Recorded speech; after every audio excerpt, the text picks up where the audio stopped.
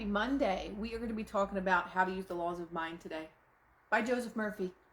So if you are interested in learning how to use your mind to manifest and bring all the greatest things to you, then listen to this live because it'll be for you. Grand Rising fam, what's up? The more time you spend around people, the more that you recognize true manifestation. When you're around people that have certain types of programming, and then they're telling you stories about their life, you recognize exactly where they are and what they're thinking at all times. I was with someone and something happened to their hair. And whenever a highly stressful situation happens in this person's life, something happens to their hair. Whether their hair is falling out, whether their hair is burned off, but it happens at very specific times of their life. When very stressful things are unfolding, for whatever reason, they manifest things about their hair. So I'm listening to this. What's up, everybody? And I'm like, oh my God, this person manifested this again. So when you listen to people and you listen to their stories, think about what kind of pattern it is and recognize that it all starts back in the mind. It all starts back in the thoughts and the things that we believe about ourselves to be true. If you believe that maybe every time you go to travel, something bad happens. This is my mother. Every time that she goes somewhere, she always ends up getting sick, either right before the trip or during the trip. That becomes a program, right? That becomes a program that unfolds because that is your energy, that is your frequency that goes out there, that I am not going to be well when I travel. So that's the only thing that can possibly happen, is that you're not going to be well when you travel because that is your programming. So we're talking about how to use the laws of mind from Joseph Murphy today. I manifested my beard. I love it, Ben. This is from your early training. Now, this is every single one of us. How our subconscious mind is programmed is from family. It is from the people that we spend our time with when we are children. Everybody can hear me, I hope. Is that better? The volume was actually all the way down, I think. So our early training is exactly where our beliefs come from. So if we have a lifestyle or a life that we don't necessarily like, the beliefs came from our childhood, especially about money. Listening while I do my ballet bar, that makes me very happy because you're doing ballet. Thank you, Karen. So, wait a minute. Let me pin that. Okay. So when we're young, and if our parent says, "Why are you so stupid? You know, your legs look chubby. That's too expensive. Put it back." These are all things that just program our mind. Maybe we don't recognize it as that, but things that we hear all the time, or things that really affected us, maybe you didn't hear it all the time, but things that affected us are what begin to program our subconscious mind, right? So the more times we hear something, the more deeply ingrained it is and becomes a program.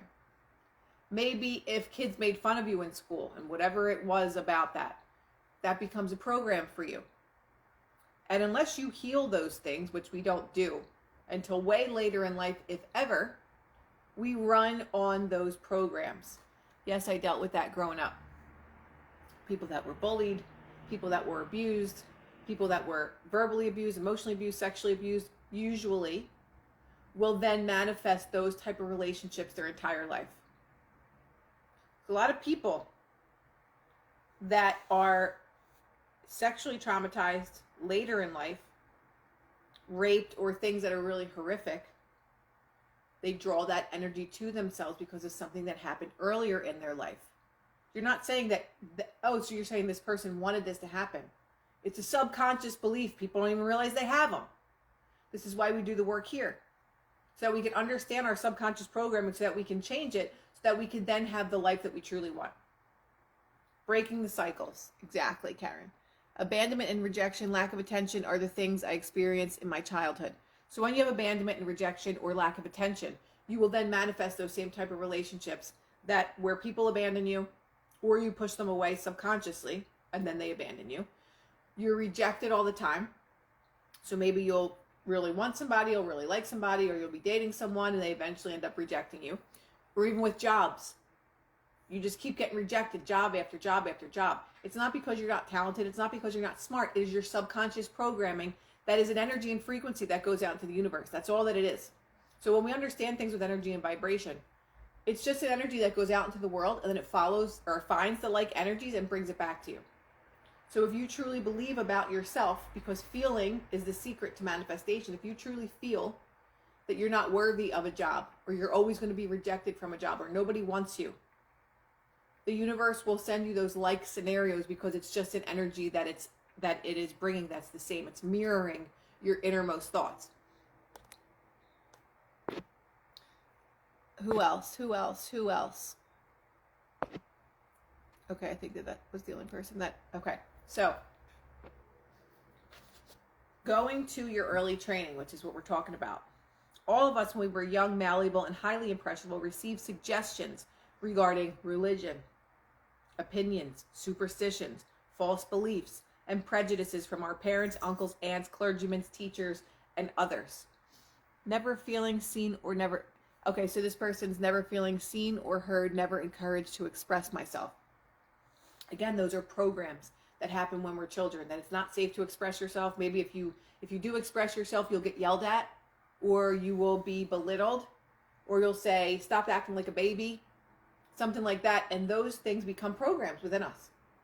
And then we don't feel safe to express ourselves because someone might think I'm stupid, or someone might think that I'm annoying. That becomes our I am. I am annoying. I am not heard. I am not welcome here. I am not chosen. So those are from years of our early training. So again, we're most highly impressionable by the time we're born, and the age of 7, we get a lot of our subconscious programs. And yes, they do happen after that as well.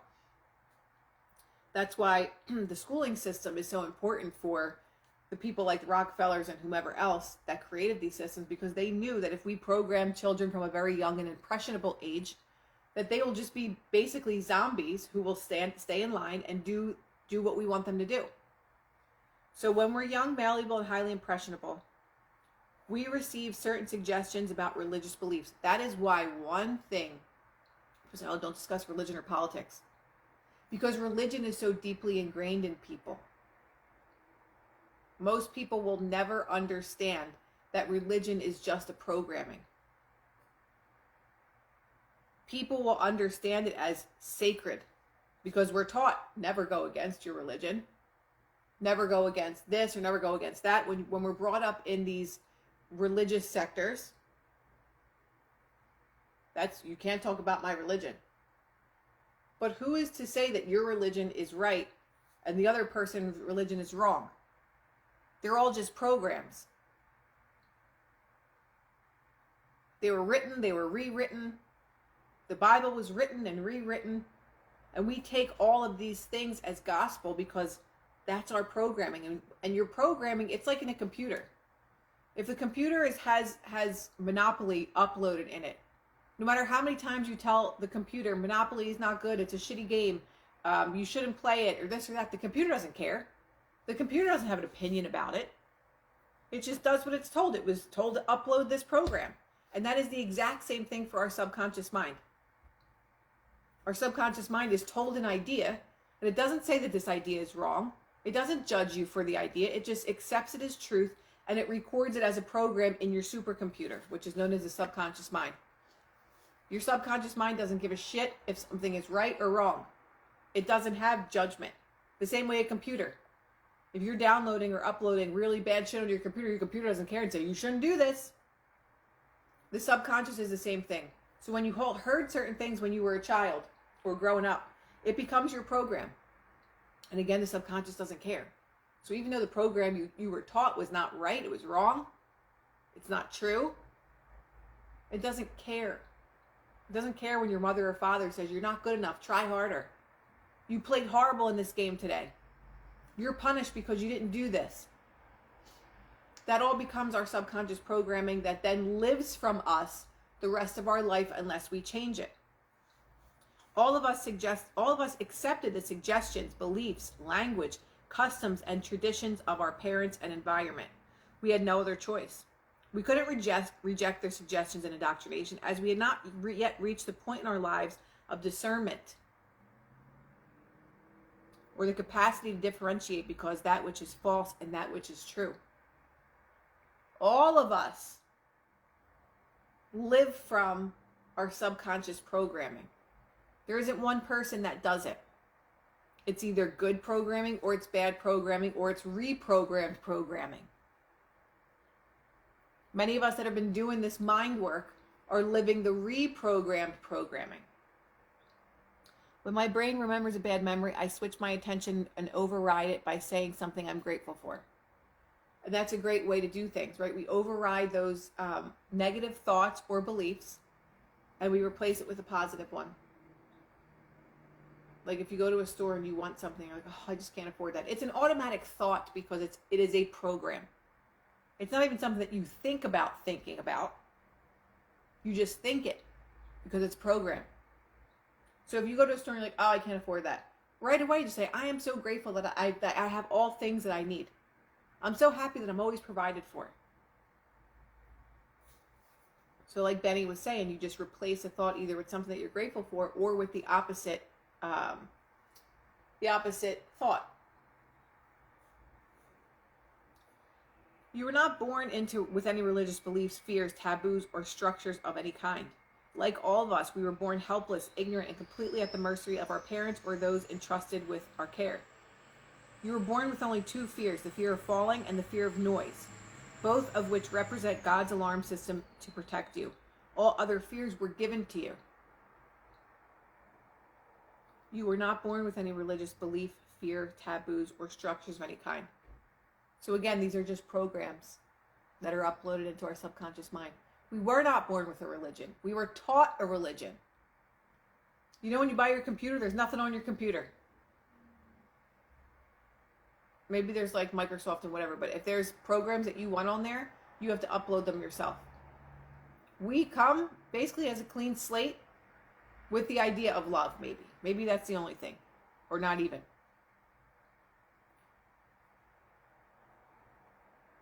Thank you, Karen. So if we're a blank slate, that means that everything else after that blank slate, after we're born, is a program. So what does that mean? It means that there is no judgment that we can tell this person that they're wrong for believing in this religion and I'm right for having that religion. Matt, let's chat soon. There is no right or wrong when it comes to beliefs. They're just programs. Even our food, program. Some people will say, oh, well, this is the diet that's great for you. And someone else will say, no, this is the diet that's great for you. Well, you're supposed to eat this because the food pyramid told us. The most corrupt agency in the entire world says that I should eat this, this, and this. That's a program. Everything in our entire world is a program. So if we are born with a completely clean slate, that means that we can rewire the brain to think differently so that other things are attracted to us. So if you really want change in your life, it's getting rid of these old programs, whether it's of religion, whether it's of that you're not good enough or you're not pretty enough, or you'll never have this job, you'll never have the beautiful home, you'll never have an amazing marriage and family and the things that you want. I agree, the more positive intentions or thoughts will make a change. My mom used to say, laugh on Friday, cry on Sunday. For the longest time, I was afraid of what Sunday would bring. Program. Cry, laugh on Friday, cry on Sunday. So hearing that as a child, you're like, well, what's going to happen on Sunday? What am I going to cry about? And that lives with you for the rest of your life. And it just becomes like a trauma response or an expectation that something bad's probably going to happen on Sunday. Programs. Who used to say it's my mother or father? What do you think? Money grows on trees? Program. Saying like basically it's too expensive or you can't have it or whatever it was. I don't remember who used to say that. But again, program. Money is the root of all evil. Program. Food pyramid. Eat 12 servings of bread with glyphosate. Program. Everything that we know and understand from today going backwards is a program. The government program. You have to stay 6 feet apart or you're going to get sick and die and kill your grandmother. Program. Everything. My mom used to say, hope in one hand and shit in the other, see which one fills up first. Emily, yeah, that's a good one. Program. Everything in our life is a program. So if it's leading us to where we are now and we don't like that where we are now, that means that we get to change it. We get to deprogram from this supercomputer and reprogram it with the things that we want. Okay? I suggest to people that they examine the origin of their beliefs, religious concepts, and fears and see if they contribute to their health, happiness, and peace of mind. You can eradicate and expunge from your subconscious mind anything that was learned, acquired, or copied by you in your youth. In other words, you can recondition or reprogram your subconscious mind along the lines of eternal verities which are universal and belong to all men. These eternal truths are the same yesterday, today, and forever. We can start today, if we haven't started yet, to reprogram the mind. People that have all the things that they want in life believe that they can have them, that it's easy and it's effortless. People that don't have the things that they want think that everything is very difficult to have and you're just not lucky enough and it's just not in your cards. I was dealt a difficult hand of cards in life. A black cloud is always following me. I feel sick every single day. How am I going to pay these bills this month? These are all programs. And even though your reality might look like that now, if you don't change the way that you think about these things, it could never change because it's just matching your energy. The world out there, which is a reflection of your world out here, can only match what's going on in here.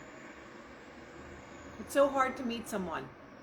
What you believe in here happens out there. It is just a mirror. It's like you looking in your reflection and you're like, I want to have red lipstick on. But you just expect your reflection to have red lipstick on, but you actually don't have red lipstick on. Your mirror can't reflect that if you don't have that. I don't like this shirt. And you think looking at the mirror is going to change the shirt instead of you actually changing the shirt. Whatever you look at in the mirror is looking back at you.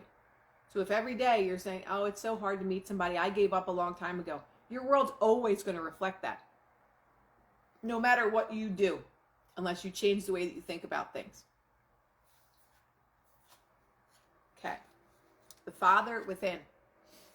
The Father within is the source of all things and beings. It is the life principle. Jesus called this presence our Father, which created all things visible and invisible. Now, yeah, exactly.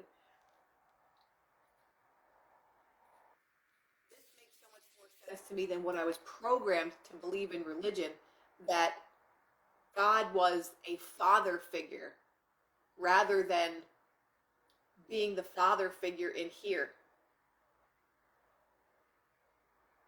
It says, my Father and I are one, but my Father is greater than I, which means God is within us, but he's greater than me.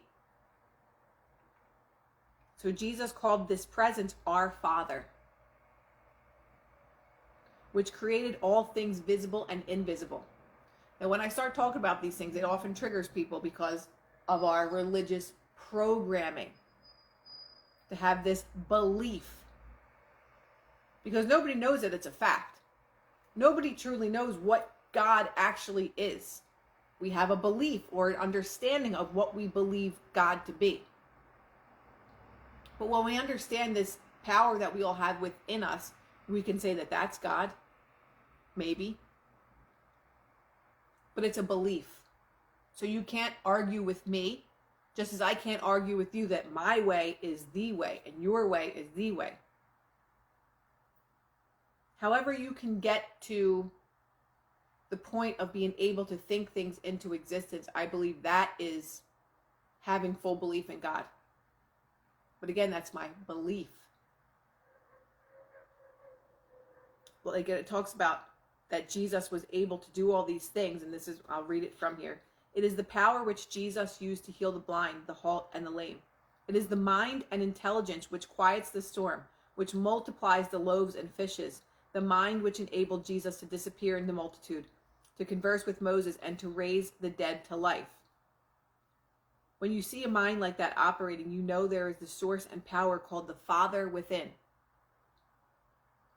The Father that dwelleth in me, he doeth the works. John 14:10. You do not see mind, thought, faith, or confidence. The Bible says, he that hath seen me has seen the Father. In other words, if you see a mind performing all these wonderful actions and miraculous healings, you realize that mental and spiritual forces operating are directed by the Father within. So by Joseph Murphy's teachings, by Neville Goddard's teachings, they understood that Jesus was able to heal people and do miraculous things because he believed it in his mind to be true. And that makes so much more sense to me than anything else. Because Jesus always said, you can do things greater than what I could do. Because he knew how to use his mind. And once you master your mind, you can master anything in this realm. Moving forward. Okay, wait, I just wanted to see one more thing. Where is it? Within our early training. Okay, how can I find peace? This was a question asked me recently. How can I find peace? I read about rapes, murders, burglaries, gas shortages, and all the crooked deals in high places. My answer to her was that changed attitudes change everything.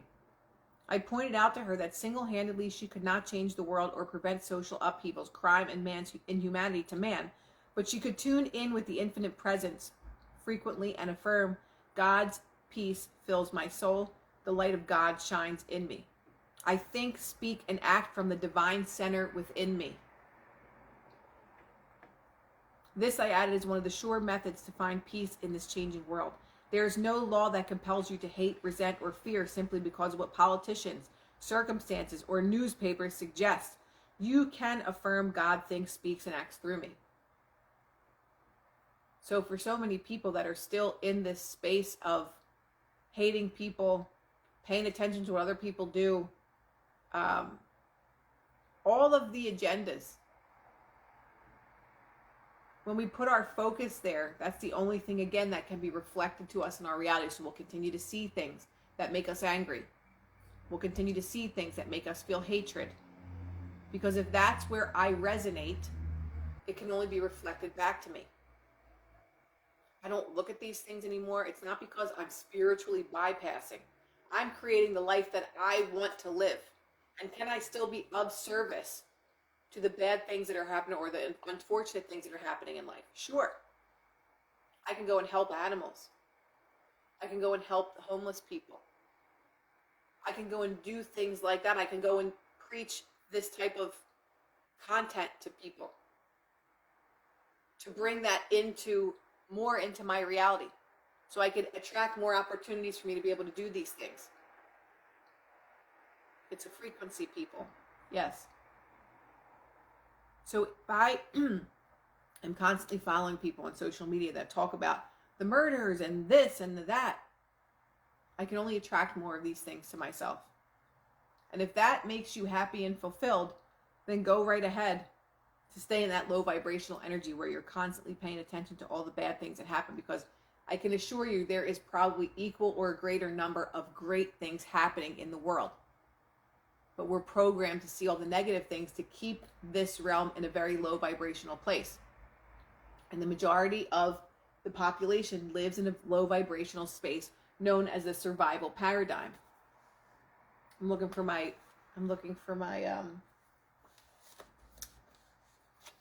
map of consciousness. I don't know where the hell the whole thing is in here. Oh, there it is. So this is the map of consciousness. It looks a little different than the one that I usually post, but this is from the actual book. The lowest on the map of consciousness, the lowest vibration is shame and guilt. Shame and guilt which is where evil can live, misery can live, despising can live, vindictive can live, blame, humiliation, destruction, elimination. Elimination, all the way down here, cannot live up in here, which is enlightenment. So if you want to see how you can eliminate people, get them into the most lowest vibration, which is what listening to all the bullshit every single day will do for you. Paying attention to all the horrible things that are happening in the world will get you all the way down to shame and guilt, apathy, grief, fear. They are all at the very bottom, which is the survival paradigm. Do you want to live in the survival? Do you want to live in survival mode your whole entire life? Or do you want to reach higher levels where you can be merciful, loving, wise, meaningful, harmonious?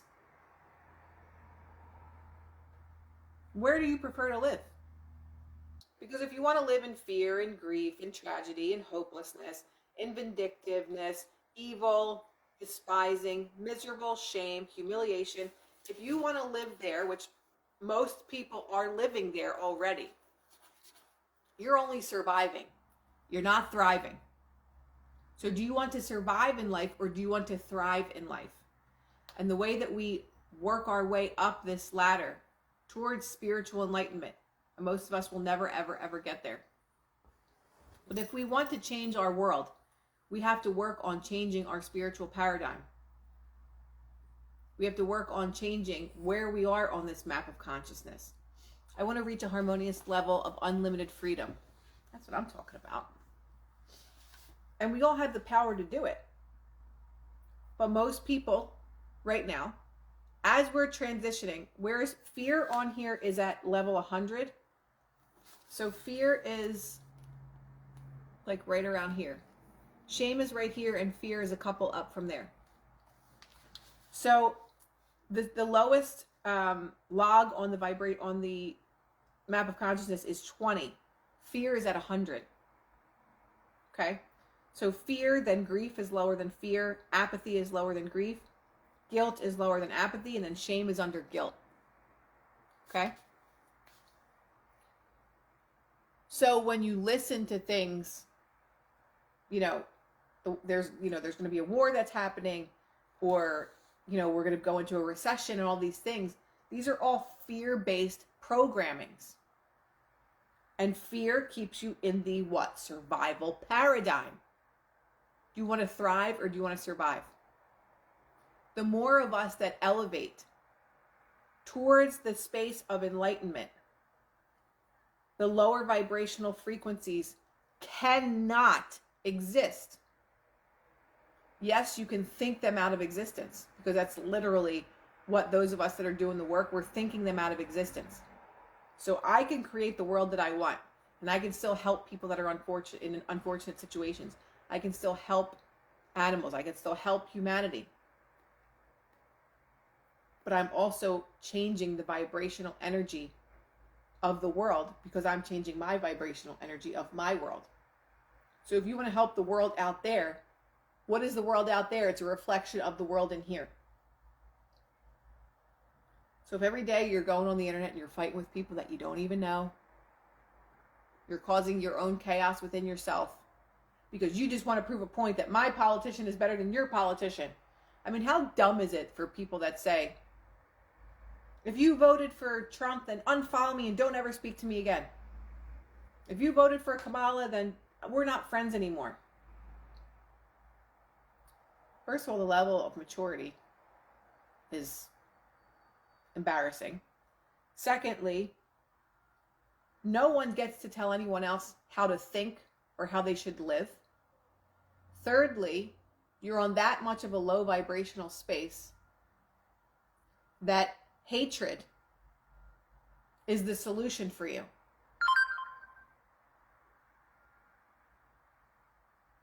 I don't want people in my life that are like that. I don't want low vibrational people in my life that live through division, that live through hatred, that live in despair, that live on blame. Blame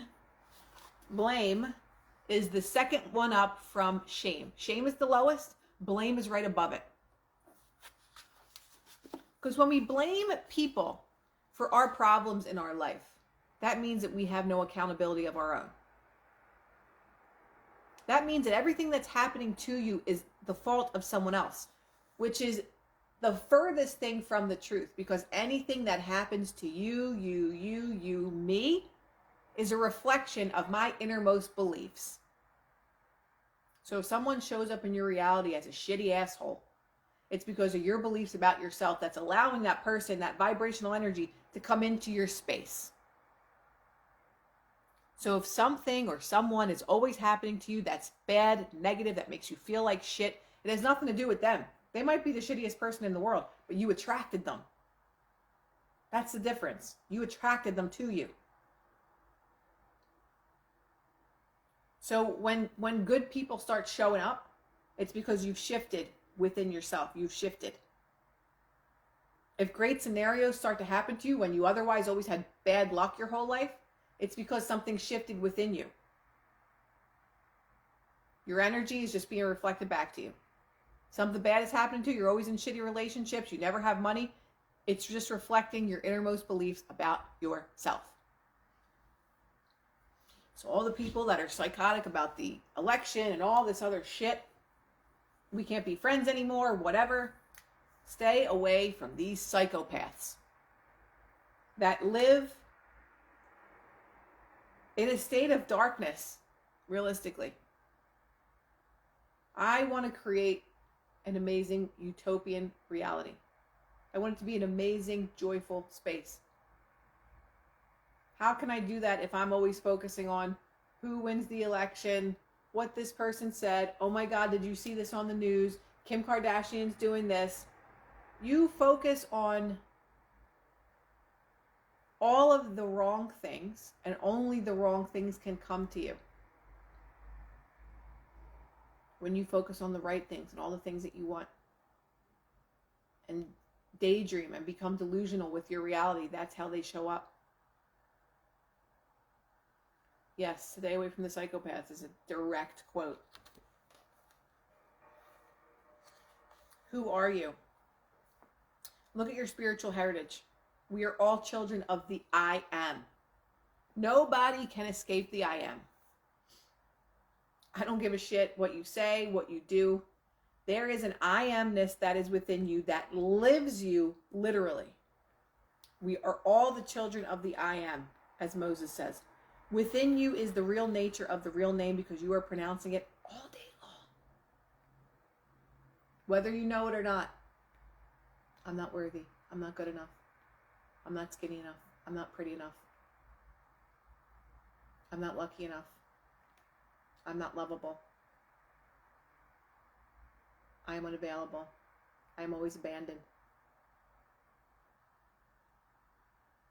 What within you is the real nature or the real name because you are pronouncing it all day long. I am. It's called Om in India. The Bible says, I am that I am. Yes. Moses said, I am hath sent me unto you. So anything that shows up into your life, it is literally the I am that sent it back to us. I am not worthy. The universe is going to bring the I am not worthy back to me. I am has sent me unto you.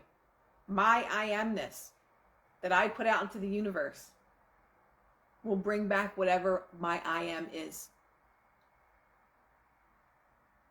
I am always cheated on. Your I amness will bring that back to you. Women are not trustworthy.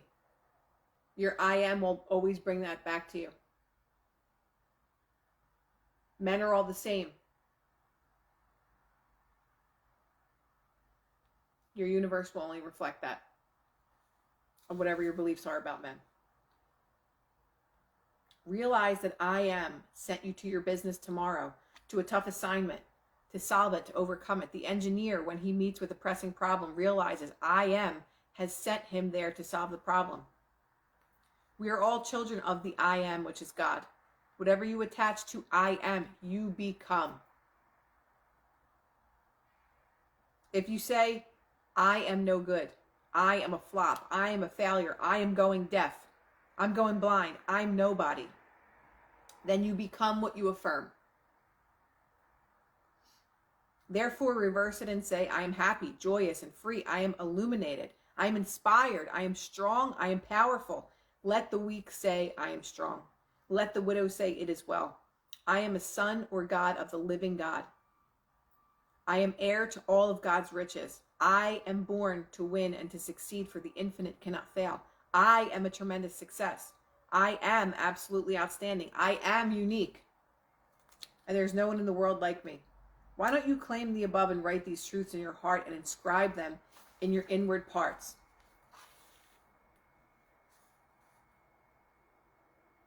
That's the question of the day. Why don't we do that?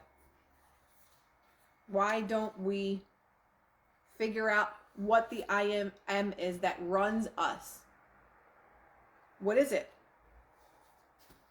And I ask this all the time.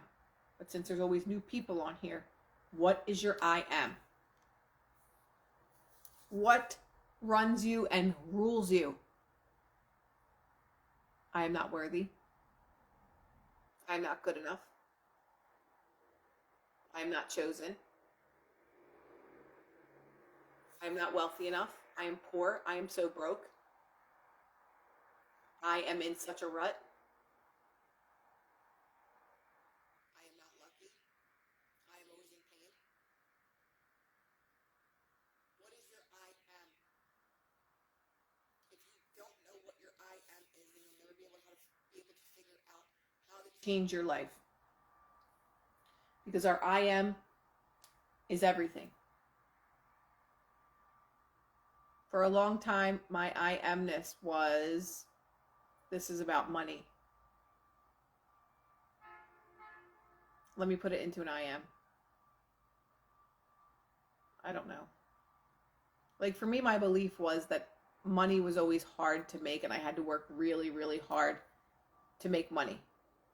So maybe it was I'm in pain. Because I would say it every single day. Why was I in pain? Why was I in pain? I was in pain because I danced. Why did I dance? Because I had to make money.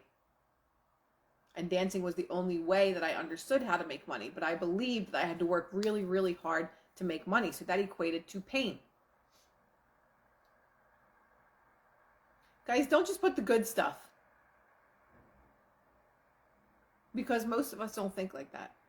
Hopefully you both, I know, Ben, you think like that. I am working on boundaries. So maybe this person feels like I am walked all over. Right? But I had this belief about what I had to do to make money. I thought that's what we were supposed to do. No, the assignment is what is your true I am right now. Right? What is your I amness? Maybe it is reprogrammed to whatever the other people said. But I am living in the bottom of the map, but I am moving to the top half. So she's talking about the map of consciousness. And most people, I am a burden. Thank you for being honest. I am unappreciated. Love it. I mean, I don't love it. I love that you're just expressing like your I amness because it gives people an example of how we change it. So if someone says I'm a burden or believes that they are a burden, they probably don't use their voice that much. They probably don't live as big as they possibly could because they feel that they're a burden. Or maybe you have an opinion about something, but you won't share your opinion because you don't want to feel like a burden. And again, it's not true, but we believe it to be true because it's a program. I've allowed people to take advantage of my kindness. So there we go. I am elevated. Okay. I like it. So if we are going back to what Karen was saying, like most people live on this bottom part of the map of consciousness.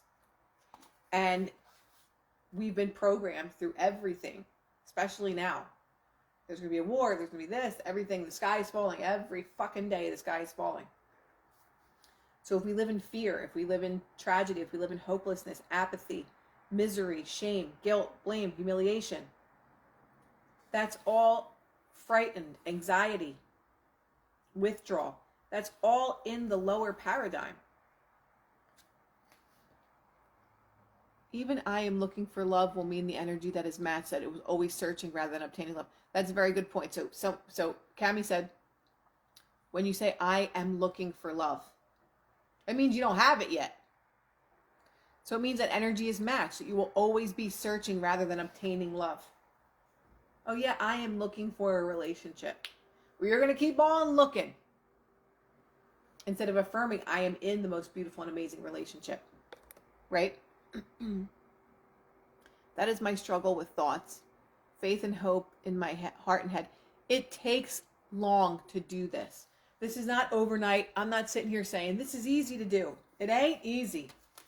It's probably the hardest thing that any of us will ever do, is reprogram our subconscious mind. But once you do reprogram it, once you do have these thoughts that just happen just as our breathing is a challenge. But yes, it does get easier. Yes, your life will start to shift as you begin to shift. No, it doesn't have to take 3 years. It doesn't have to take 6 months. It just depends on how dedicated you are to changing your subconscious programming so that you can have the life that you want. It doesn't matter how poor you are. It doesn't matter how unhappy you are. Every single one of us can make change if we dedicate ourselves to changing and reprogramming our subconscious mind. It's that simple, and it's that hard at the same time. So, I got to go to the chiropractor. It will stick. Eventually, things will change. Eventually, your reality is going to be unrecognizable. Like, oh my God, remember when? That's a Neville Goddard technique. Remember when? Remember when I was so broke I couldn't afford food? Remember when I didn't have any of the things that I have now? Remember when? So, I hope you guys have a lovely day, and I will see you this week. And I love you all. Adios.